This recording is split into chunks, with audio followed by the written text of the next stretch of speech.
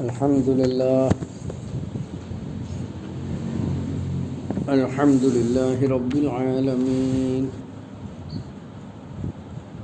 اللهم صل على محمد وعلى آل محمد. സൂറത്ത് യൂനുസിലെ 106-ാമത്തെ ആയത്താണ്. അഊദു ബില്ലാഹി മിനശ് ശൈത്വാനിർ റജീം. ബിസ്മില്ലാഹിർ റഹ്മാനിർ റഹീം.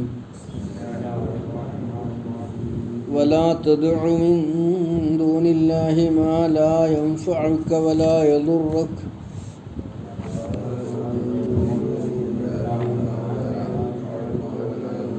فإن فعلت فإنك إذا من الظالمين.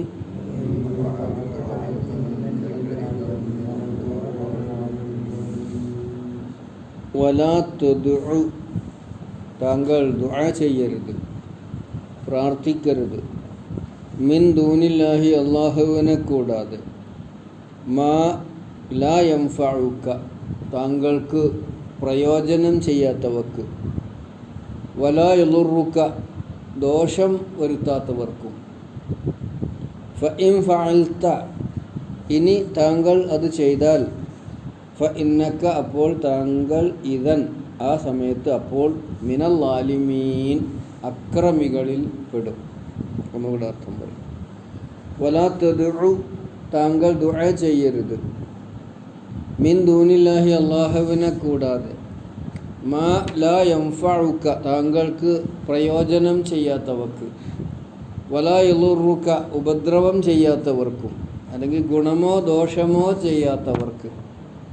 ഫഇൻ ഫഅൽത താങ്കൾ ഇനി അങ്ങനെ ചെയ്താൽ, ഫഇന്നക ഇദം മിനൽ ളാലിമീൻ അപ്പോൾ താങ്കൾ അക്രമികളിൽ പെട്ടവനായിത്തീരും. കഴിഞ്ഞതിൻ്റെ മുമ്പത്തെ സൂക്തത്തിൽ അല്ലാഹു അല്ലാത്തവർക്ക് ഇബാദത്ത് ചെയ്യരുത് എന്ന് വ്യക്തമായി ഉണർത്തിയിട്ടുണ്ട്. ആ കാര്യം ഞാൻ കൽപ്പിക്കപ്പെട്ടിരിക്കുന്നു എന്ന് അദ്ദേഹം പ്രത്യേകം എടുത്തു പറയുന്നു. ഇവിടെ മാത്രമല്ല, ഖുർആനിൽ പല സ്ഥലത്തും അത് സൂചിപ്പിച്ചിട്ടുണ്ട്. അതേമാതിരി ഇബാദത്ത്, വലാ തദ്ഉ മിൻ ദൂനില്ലാഹി മാ ലാ യൻഫഉക വലാ യദുറുക ഗുണമോ ദോഷമോ ചെയ്യാത്തവയോട് ദുആ ചെയ്യരുത്, പ്രാർത്ഥിക്കരുത്. ഈ ദുആഉം ഇബാദത്തും പരസ്പര പൂരകങ്ങളാണ്, പരസ്പരം ചേർന്ന് നിൽക്കുന്നതാണ്. എല്ലാ ഇബാദത്തിലും ഒരു ദുആ ഉണ്ടാവും. അതുകൊണ്ടാണ് റസൂൽ സല്ലല്ലാഹു അലൈഹി വസല്ലം പറഞ്ഞത്, അദ്ദുആഉ മുഖുൽ ഇബാദ. ഇബാദത്തിൻ്റെ മുഖ് പറഞ്ഞാൽ മജ്ജാണ്. ഈ ദുആ, ഈ പ്രാർത്ഥന ഉണ്ടാകുമ്പോഴാണ് അത് ഇബാദത്താകുന്നത്. അല്ലെങ്കിൽ ആ ദുആഉ ഹുവൽ ഇബാദ, അങ്ങനെയുണ്ട് ഒരു ഹദീസ്. ദുആ എന്ന് പറഞ്ഞാൽ അത് തന്നെയാണ് ഇബാദത്ത്. അപ്പോൾ ഒരു ഗുണമോ ദോഷമോ ചെയ്യാത്തവയോട് ദുആ ചെയ്യരുത് എന്ന് പറഞ്ഞാൽ അതിൻ്റെ മറ്റൊരർത്ഥം അവക്ക് ഇബാദത്ത് ചെയ്യരുത് എന്ന് തന്നെയാണ്. ആരെയൊക്കെയാണ് ആളുകൾ ഇബാദത്ത് ചെയ്യുക, അല്ലെങ്കിൽ ആർക്കൊക്കെയാണ് ഇബാദത്ത് ചെയ്യുക? ഒന്നുകിൽ കല്ല്, അതിന് രൂപമാറ്റം വരുത്തിയിട്ടുണ്ടാവും, രൂപങ്ങൾ ഉണ്ടാക്കിയിട്ടുണ്ടാവും. അല്ലെങ്കിൽ മരം കൊണ്ടുണ്ടാക്കിയ പ്രതിമകൾ. അല്ലെങ്കിൽ ലോഹം കൊണ്ടുണ്ടാക്കിയ സ്വർണം കൊണ്ടാകാം, ചെമ്പുകൊണ്ടാകാം, വെള്ളി കൊണ്ടാകാം, ഇരുമ്പുകൊണ്ടാകാം. ഇതല്ലെങ്കിൽ പിന്നെ ദുനിയാവിൽ നമ്മൾ കാണുന്ന പല ജീവികൾ, അതിൽ എലിയുണ്ട്, അതിൽ ആനയുണ്ട്, പാമ്പുണ്ട്. ഇവക്കൊക്കെ ആരാധനകൾ. അല്ലെങ്കിൽ ദുനിയാവിൽ കാണുന്ന പ്രപഞ്ചത്തിലെ പല അത്ഭുത വസ്തുക്കൾ, ചന്ദ്രൻ, സൂര്യൻ, സൂര്യപൂജ, സൂര്യാരാധന എന്നൊക്കെ കേട്ടിട്ടില്ലേ? ഇതിനൊക്കെ ഇബാദത്ത് ചെയ്യുക. അതും അല്ലെങ്കിൽ പിന്നെ മനുഷ്യ ദൈവങ്ങൾ, ആൾ ദൈവങ്ങളുണ്ടല്ലോ. ഇന്ന് ജീവിച്ചിരിക്കുന്ന ആൾ ദൈവങ്ങളുണ്ട്, മരിച്ചുപോയ ആൾ ദൈവങ്ങളുണ്ട്. പിന്നെ മരണപ്പെട്ടു പോയ പുണ്യവാന്മാരായ മനുഷ്യന്മാർ, ചിലപ്പോൾ പുണ്യവാന്മാരായിരിക്കും, അല്ലെങ്കിൽ പുണ്യവാന്മാരാകണമെന്നില്ല, മനോരോഗികളായിട്ടുള്ള ആളുകൾ അവരുടെ ഖബറെടുത്തിങ്കൽ അല്ലെങ്കിൽ അവരുടെ മഖ്ബറകളിൽ അവിടെ ഇബാദത്ത് ചെയ്യാം. അബദ്ധവശാൽ നമ്മുടെ മുസ്ലിമുകളിലെ ചില വിഭാഗങ്ങളും അങ്ങനെയൊക്കെ ചെയ്യുന്നവരുണ്ട്. അപ്പോൾ ഇതൊക്കെ ഇതിനൊക്കെയുള്ള ഒരു പ്രത്യേകത എന്താ? ഒന്ന്, ഇവയൊന്നും ആരെയും സൃഷ്ടിച്ചിട്ടില്ല. രണ്ട്, ഇവ ആർക്കും ഒരു ഗുണവും ചെയ്യുന്നില്ല. മൂന്ന്, ഒരു ദോഷവും ചെയ്യൂല. ഈ ദൈവങ്ങളാണെന്ന് പറയുന്ന പ്രതിമകൾ അവയ്ക്ക് അനുയായികളായ ആരാധിക്കുന്നവരായ ആൾക്കാരുണ്ടാകുമ്പോഴാ സ്ഥാനമാനുള്ളൂ. അല്ല ഇരിക്കുന്ന സ്ഥലത്തു നിന്ന് ദൈവത്തിനെ വെച്ച പീഠം, പലക, തടി, തറ അത് പൊട്ടിയാൽ ദൈവം അറിഞ്ഞാടും.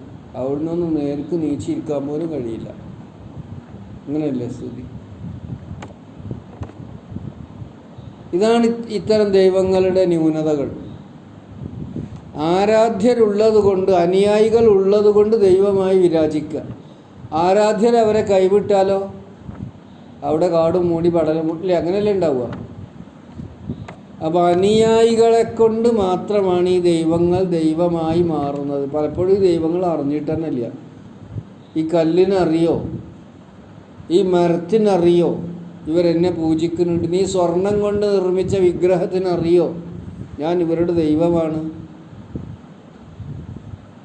ചിലപ്പോൾ വിഗ്രഹത്തിൽ ചാർത്തിയ ആഭരണങ്ങൾ മോഷ്ടിച്ചു കൊടുക്കും. ഇപ്പം അടുത്ത് ഇന്നലെയും കൂടി പത്രത്തിൽ വായിച്ചു തോന്നുന്നുണ്ട്. പൂജാരിനെ കൊണ്ടുപോകണത്. ദൈവത്തിന് എന്തിനാ അതിൻ്റെ ആവശ്യം? ചിലപ്പോൾ ദൈവത്തിനെ തന്നെ കട്ടുണ്ടോ പഞ്ചലോഹ വിഗ്രഹങ്ങളൊക്കെ. അപ്പോൾ അതിൻ്റെ കലാമൂല്യമൊക്കെ നോക്കിയിട്ട് കട്ടുണ്ടോ? ചിലപ്പോൾ സ്വർണ്ണമായിരിക്കും.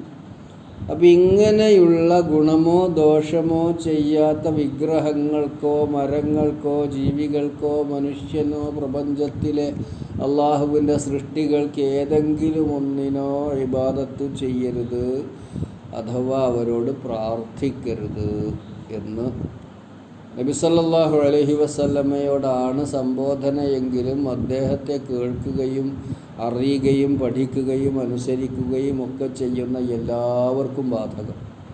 ഇതേ കാര്യം വളരെ വ്യക്തമായിട്ട് സൂറത്തു ജിന്നിൽ അല്ലാഹ് പറഞ്ഞില്ല, വ അന്നൽ മസാജിദ ലില്ലാഹ് ഫലാ തദ്ഉ മഅല്ലാഹി അഹദാ.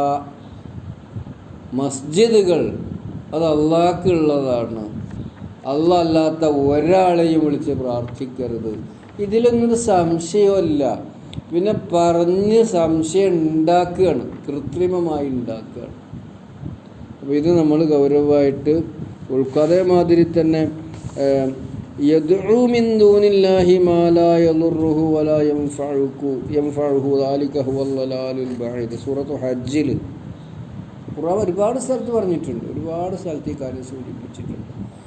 ഇന്ന് നമ്മൾ ഓതിയ സൂറത്തുൽ ലുഖ്മാനിൽ അല്ലേ, വലാ തുശ്രിക് ബില്ലാഹ് ഇന്ന ശിർക ലദുൽമുൻ അദീം. ശിർക്ക് ഉണ്ടാകരുത്, ജീവിതത്തിൽ ശിർക്ക് ഉണ്ടാകരുത്. അള്ളാഹുവിനോട് പങ്കാളികളാണ് ആരെങ്കിലും എന്ന സംശയം പോലും ഉണ്ടാകാൻ പാടില്ല എന്നതാണ്.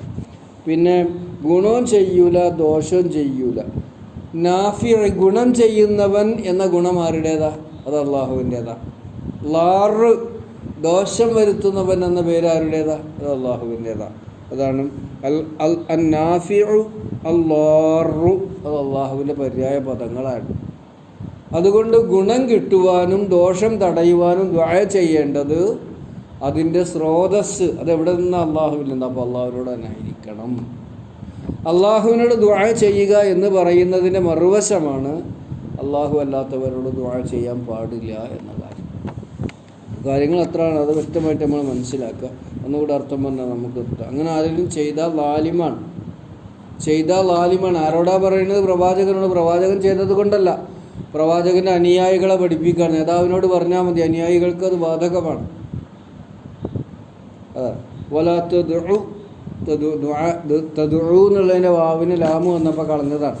വലാ തദ്ഉ, താങ്കൾ ദുആ ചെയ്യരുത്, മിൻ ദൂനില്ലാഹി, അള്ളാഹുവിനെ കൂടാതെ, മാ ലാ യൻഫഉക, താങ്കൾക്ക് ഒരു ഗുണവും ചെയ്യാത്തവയോട്. ഗുണം ചെയ്യാൻ ദുന്യാവിൽ ചിലപ്പോൾ പൈസ കൊടുക്കാൻ പറ്റും, ദുന്യാവിൽ ചിലപ്പോൾ ചോറ് വിളമ്പി കൊടുക്കുക, അതൊക്കെ ദൈവങ്ങൾ ചിലപ്പോൾ ചെയ്യും, മനുഷ്യ ദൈവങ്ങളാണെങ്കിൽ. അതല്ല, മറഞ്ഞ വഴിയിലൂടെ അദൃശ്യമായ മാർഗത്തിലൂടെ ആർക്കും ഒന്നും ചെയ്യാൻ അവർക്ക് സാധ്യമല്ല. അല്ല നമ്മളിപ്പോൾ എന്തെങ്കിലും സാധനം ചോദിച്ചാൽ ചിലപ്പോൾ കിട്ടൂല. ആൾ ദൈവങ്ങൾ പണക്കാരനാണെങ്കിൽ ചിലപ്പോൾ പണം കൊടുത്തു എന്നൊക്കെ വരും. അങ്ങനത്തെ ആൾ ദൈവങ്ങളും ഉണ്ടല്ലോ.